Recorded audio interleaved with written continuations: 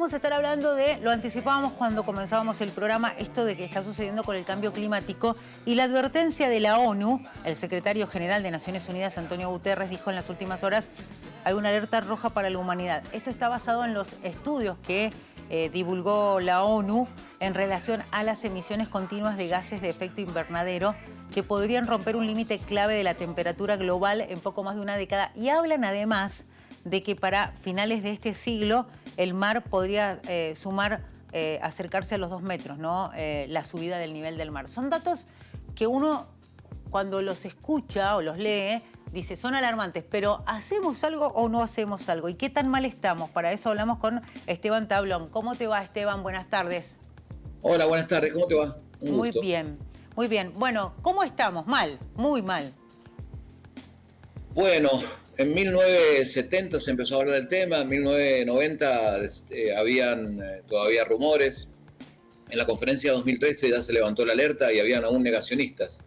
El informe del IPCC, el panel de estudio de cambio climático mundial de expertos, en el informe de este año no deja dudas. Estamos en alerta roja y el cambio climático es una verdad en este momento irreversible.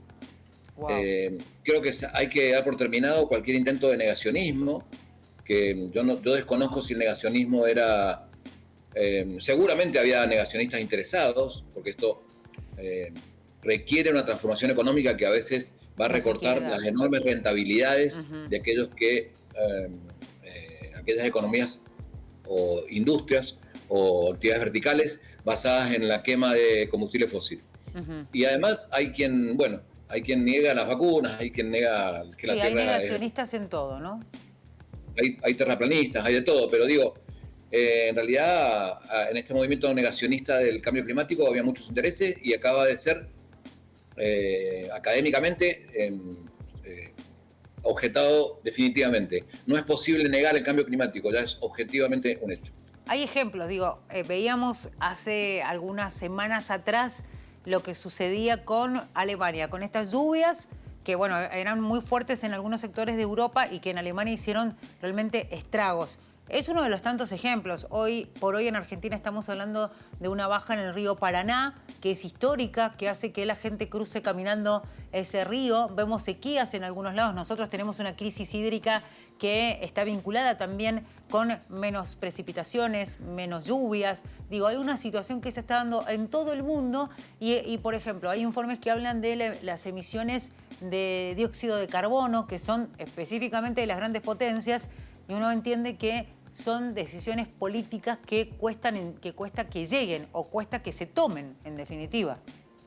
Sí, intentemos, si te parece, hacer un ordenamiento un poco científico primero del tema. Sí. El cambio climático consiste en el calentamiento global. Sí. Básicamente. ¿Qué significa? Significa que la temperatura promedio anual del mundo está subiendo. Sí. Se habla mucho de 1,5 grados. 1,5 grados sería el umbral en donde ya se empezarían a derretir los casquetes polares y el nivel del mar subiría lo suficiente para empezar a eliminar o a inundar las ciudades costeras. Buenos Aires, Miami, desde ya Ámsterdam. Hay enormes en el mundo, las principales ciudades están en puertos y son costeras. Sí. Si el nivel del mar sube, las ciudades se inundan. Pero además de eso, ese es el componente grave. Si el mundo se calienta, cambia todo el clima y sobre todo el nivel del mar sube, lo cual genera hasta un redibujo del planiferio. Así de serio es. Wow. Hay un simulador que voy a publicar en mi Facebook, Esteban Tablón, sí, o en mi Instagram, donde uno va subiendo grados y va viendo cómo cambia el mapa. Wow. Hay lugares que desaparecen bajo el agua. Hay cantidad de ciudades que están 10 centímetros arriba del nivel del mar. Bien, ese es el calentamiento global y se habla de que para el 2030 al 35 el 1,5 grados va a subir y va a haber un gran impacto en las ciudades costeras. Pero no obstante, ese efecto, el actual efecto del cambio climático, es la tendencia a los extremos. Hay gente que dice, bueno, pero nevó en Brasil, o hubo heladas que arruinaron hectáreas, cientos, miles de hectáreas de café. Sí, porque lo que genera el cambio climático es climas extremos. Van a haber más huracanes, más lluvias, las de Alemania. En China llovieron 200 litros a la hora durante varias horas. Wow. 200 litros de precipitación por hora. hay sequías, como la decís. Imaginemos que si el Paraná se puede cruzar caminando, lo cual no deja de ser una curiosidad, el impacto sobre los peces Sí, y sobre la fauna es casi irreversible, o es un daño de muchos años. El clima se está poniendo extremo, vamos a tener granizadas más grandes, lluvias fuera de época muy caudalosas, sequías prolongadas, y todo este efecto lo hemos generado nosotros, y este estudio ha demostrado, para terminar con la parte técnico-científica, que los valores de dióxido de carbono y de metano en la atmósfera son los más altos en los últimos 3 millones de años. Si me permitís, voy a explicar por qué la ciencia puede afirmar esto. Porque haciendo un agujero, calando una sonda en los casquetes polares, se van acumulando la nevada de cada temporada anual. claro. Como los anillos de los árboles. Entonces, si uno hace un agujero suficientemente profundo, puede ir 1 millón de años atrás. Wow. Porque esto se ha ido acumulando. Claro, claro. Hace 3 millones de años que no hay valores como estos de distorsión que distorsionan, que generan efecto invernadero en la atmósfera. El efecto del calentamiento global está aquí, lo hemos generado nosotros con el desarrollo desde la primera revolución industrial de la quema de combustibles fósiles. Sí. Y tenemos que pararlo de alguna manera porque si no va a ser cada vez peor. Lo malo es que, pero hay cosas importantes que establecer. Lo malo es la inercia térmica, ¿sí? Un calefón grande no se enfría rápido. No. Se enfría despacio y no se calienta rápido. Usted tiene calefón frío cuando vuelve de vacaciones y lo quiere calentar, tarda un rato. Sí. Imagínense la inercia térmica del planeta. Si nosotros dejáramos de hacer esto ahora, los efectos se van a ver 50 años todavía. Claro, es a largo plazo. Qué impresionante eso, Esteban, de que es tomar conciencia. Ahora, venimos hablando de esto, bueno, vos lo decías, ¿no? El tema se instaló hace algunos años atrás, décadas, pero no paró nunca. Digo, en vez de parar fue como que siguió creciendo esta situación. En algún momento se va a revertir, digo, hay ganas de que se revierta, hay intenciones porque hay cumbres climáticas, volvemos a hablar de lo mismo. De hecho, hasta el tema económico está relacionado. Digo, en la agenda de los países ahora se mete de lleno el tema climático desde hace un tiempo a esta parte. En las últimas cumbres ha estado más presente que nunca. Ahora, ¿es intención o realmente se va a empezar a trabajar? Bueno, humanos somos, como sociedad no somos muy diferentes o somos peores, digamos, que como individuos. En realidad no hay más remedio ahora, claro. Porque las pérdidas van a empezar a ser cuantiosas y vamos a tener que empezar a hacer algo y por fin creo que se va a reaccionar cuando ya el impacto de esto ya es en vidas y en economía y en intereses. Va a haber que hacer algo. Por ejemplo, la Unión Europea es uno de los principales consumidores de autos del mundo. Sí. Porque el 100% de la población de la Unión Europea, o un porcentaje muy cercano al 100%, tiene alto poder adquisitivo, comparado con África, América, Sudamérica, etc. Entonces, acaban de reglamentar que para el 2030 no puede haber un auto a combustión. Sí. Le van a dar 5 años más y vamos a pasar a autos eléctricos. Pero cuidado, porque a veces hay una especie de gatopardismo, porque si usted genera un auto eléctrico, pero genera la electricidad en una central térmica, es lo mismo. La que le manda al auto, está quemando combustible igual. Claro. Entonces, hay que buscar tecnologías nuevas. En realidad, acá no los voy a... Yo creo que al final les voy a decir cuál puede ser para mí la salvación. Pero por ahora, la situación es muy seria. Y la inercia hace que hayamos acelerado de tal forma que aunque paráramos ahora, y no podemos parar, porque hay que ser realista. Si usted cierra todas las fábricas de autos del mundo, primero, la logística mundial no funciona más. Y segundo, deja miles de millones de personas sin trabajo. Claro. Digo, no es tan simple reconvertir una economía basada en la quema de combustibles fósiles. Ahora, siempre fue una locura. Primero porque no es renovable.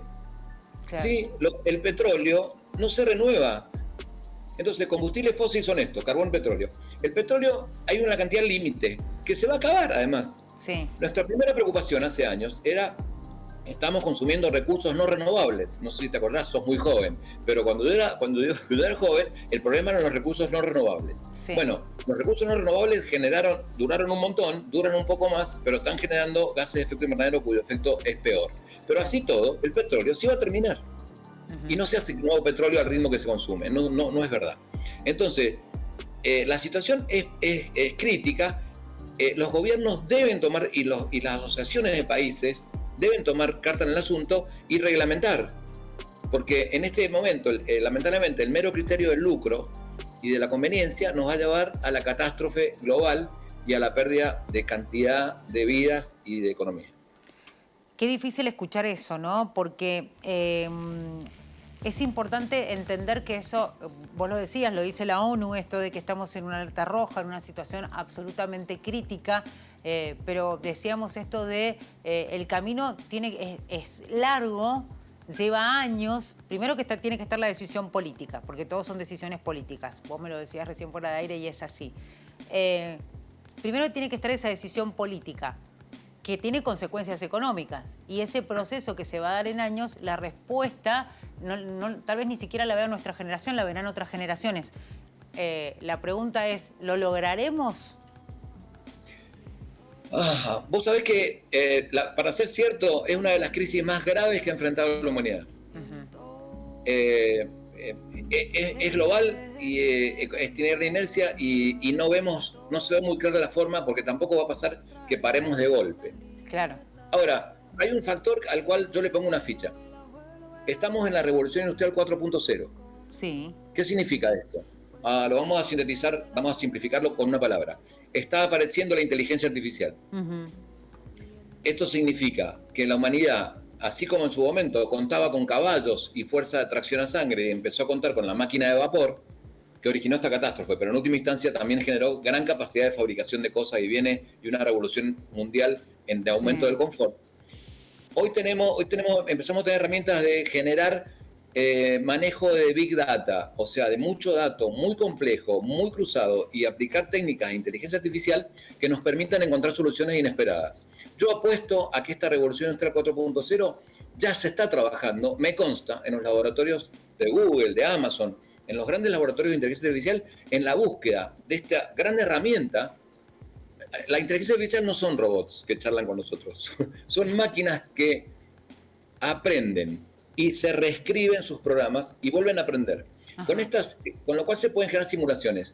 Hay una apuesta de una parte, la parte más avanzada de la humanidad, la parte tecnológica, intelectualmente, por lo menos y técnicamente, de la búsqueda de una solución. Y la solución podría pasar porque se está empezando a encontrar mecanismos para que generen reabsorción de gases de efecto invernadero.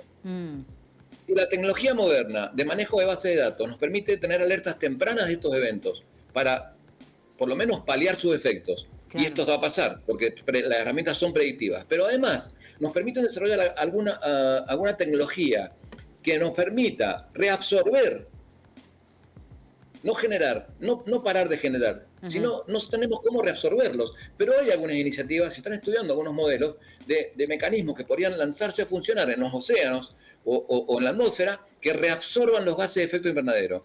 La apuesta que tenemos hoy en día es a lo mejor que tenemos desde el punto de vista científico-tecnológico. La inteligencia artificial y la tecnología de manejo de datos que nos permitieran diseñar un mecanismo para no solo frenar de emitir, sino empezar a recapturar esos gases. ¿Y cómo sería eso de reabsorber, recapturar?